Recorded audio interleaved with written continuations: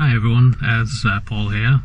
Today is the 28th of May, and today I'll be recording a data log of the Micra today, since the last time I did a data log was October 2025.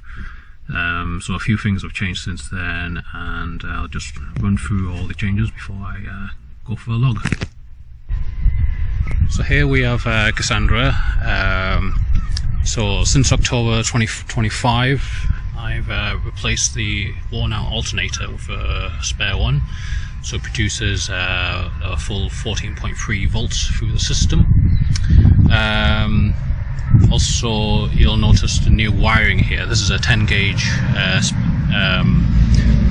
power wire for my old subwoofer, and that runs directly from the alternator all the way through to the bulkhead, and straight into the fuel pump relay and directly into the fuel pump itself. So that improves the voltage from previously 13 volts to a full 14 volts at the pump, so you get more flow.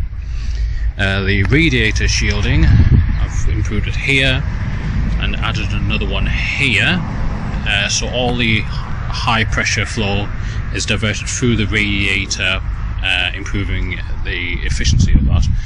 At the bottom there you see the blue under tray. I've added that to improve airflow through the wheel well and the engine bay. I've changed the oil and filter.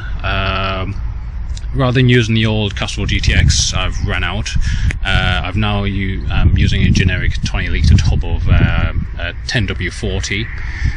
The gripper LSD on the gearbox, I've rebuilt that with a stiffer preload. It's much more preload than before, so that should last a little longer through the years.